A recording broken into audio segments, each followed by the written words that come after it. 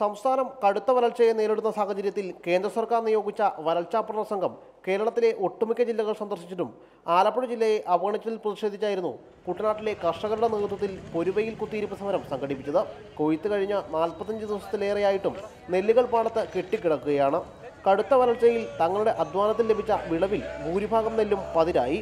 കരിഞ്ഞ കറ്റകളുമേന്തിയായിരുന്നു കർഷകർ പ്രതിഷേധമായി പൊരുവയിൽ കുത്തിയിരിപ്പ് സമരത്തിന് ഇറങ്ങിത്തിരിച്ചത്. സർക്കാരിൻ്റെ അശ്രദ്ധ കൊണ്ടോ മനഃപൂർവമായ അവഗണന കൊണ്ടോ ഈ പഠന സംഘത്തിൻ്റെ പട്ടികയിൽ നിന്ന് ഒഴിവാക്കി എന്നുള്ള സങ്കടവും ദുഃഖവും പ്രതിഷേധവും രേഖപ്പെടുത്തുവാനായിട്ടാണ് ഇന്ന് കുട്ടനാട്ടിലെ കർഷകരുടെ പ്രതിനിധികൾ ഈ ആലപ്പുഴ കളക്ട്രേറ്റ് കവാടത്തിൽ ഈ കരിഞ്ഞ കറ്റകളും കയ്യിലേന്തിക്കൊണ്ട് ഈ പൊരിവെയിലത്ത് ഈ സമരം നടത്തുന്നത്. ജില്ലയിലെ വരൾച്ചയുടെ രൂക്ഷത കാണിക്കാതെയാണ് വരൾച്ചാ പഠന സംഘത്തെ സംസ്ഥാന സർക്കാർ തിരിച്ചയച്ചതെന്നും ഫാദർ തോമസ് വില്യാനിക്കൽ കുറ്റപ്പെടുത്തി. ഇക്കാര്യങ്ങൾ കേന്ദ്ര സംഘത്തെ ബോധ്യപ്പെടുത്താതിരുന്ന സംസ്ഥാന സർക്കാർ ഇല്ലാതാക്കിയത് കാലാവധി തീർന്ന കുട്ടനാട് പാക്കേജിന് ബദലായ മറ്റൊരു കാർഷിക പാക്കേജാണ്. കുട്ടനാട്ടിലെ കർഷകരോടുള്ള ഈ അവഗണന ഒഴിവാക്കി വരൾച്ചാ പഠന സംഘത്തെ കുട്ടനാട്ടിലെത്തിക്കണം. ഇതിനായി സെക്രട്ടേറിയറ്റ് പടിക്കലേക്ക് കർഷക സമരം വ്യാപിപ്പിക്കാനാണ് കൂട്ടായ്മയുടെ തീരുമാനം.